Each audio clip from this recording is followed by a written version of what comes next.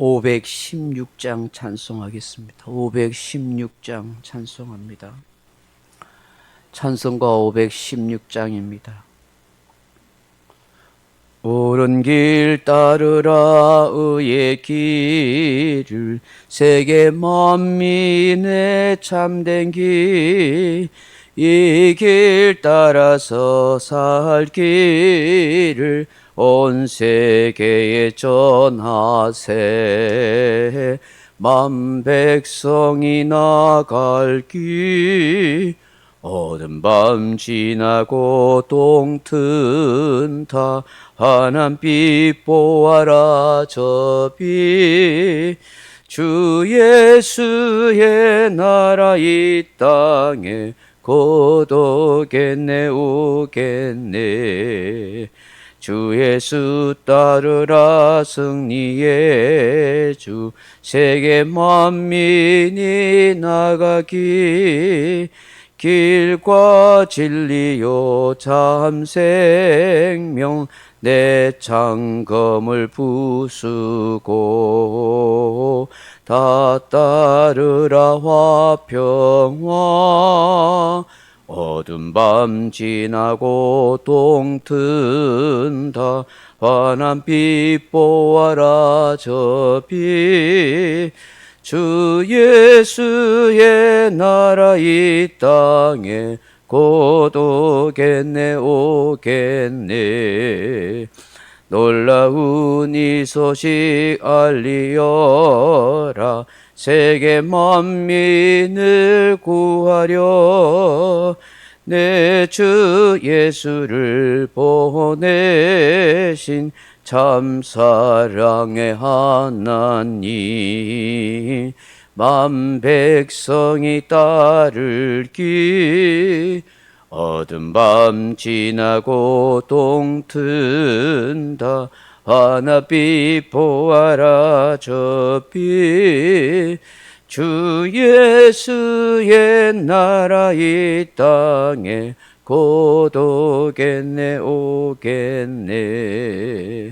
고난 기해지고 찾아온 길, 많은 백성을 구한 길, 모두 나와서 믿으면 온 세상이 마침내 이 진리에 살겠네.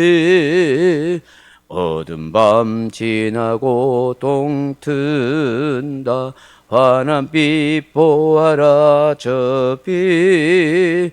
주 예수의 나라 이 땅에 곧 오겠네 오겠네.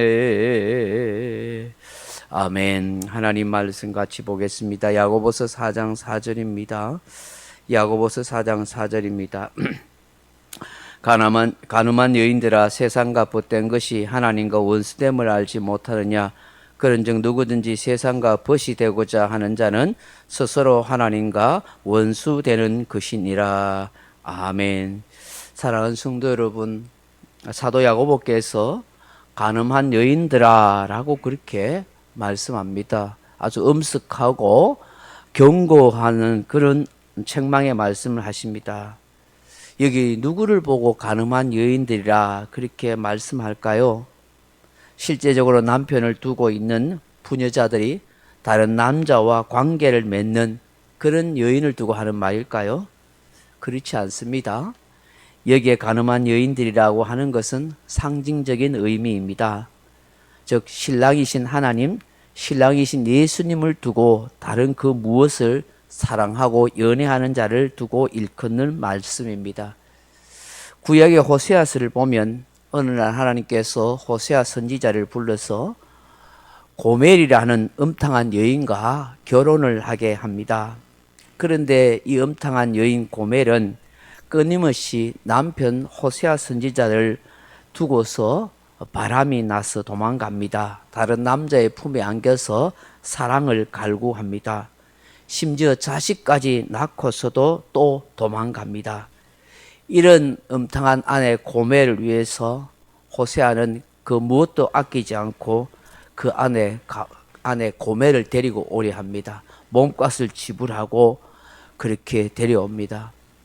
하나님께서 호세아서를 통하여 이 호세아와 이 고멜의 관계를 통해서 이스라엘 백성을 향한 하나님의 마음을 알게 해 주십니다. 신랑이신 하나님을 버리고 우상을 숭배하고 다른 신을 섬기는 이스라엘 백성들이 바로 이 음탕한 고멜과 같아, 간음한 여인과 같아라는 사실을 알게 하십니다.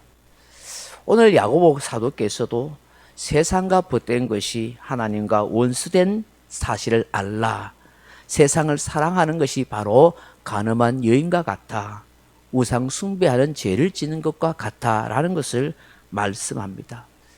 세상의 벗이 되는 것이 무엇이겠습니까? 세상의 가치관을 따라 살아가는 것입니다. 사도 요한은 요한 1서 2장 15절 이하에 이렇게 말씀합니다. 이 세상이나 세상에 있는 것들을 사랑하지 말라.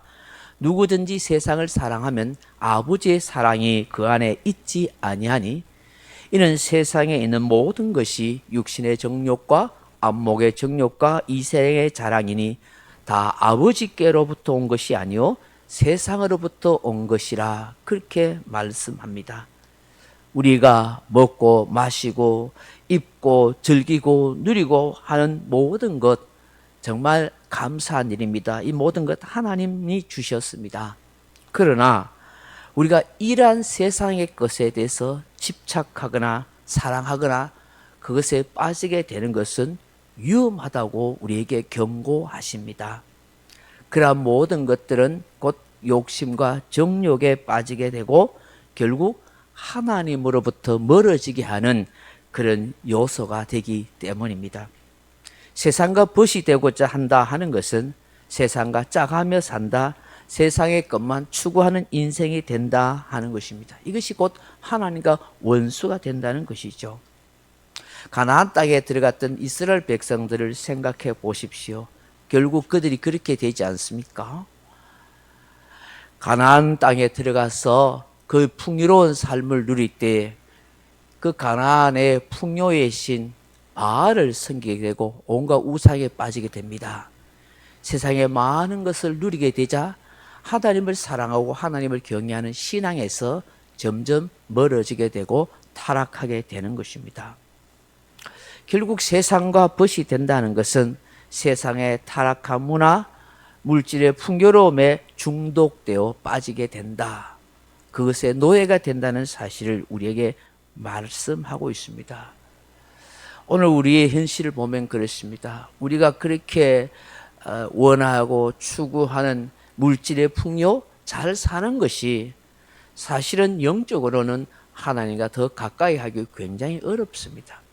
그래서 우리 예수님께서도 하나님과 재물을 겸하여 섬길 수 없다라고 말씀하고 그 재물이 오히려 사랑하게 되면 하나님과 멀어지고 우상 숭배에 빠질 수 있다는 사실을 말씀하고 많이 경고하고 있습니다.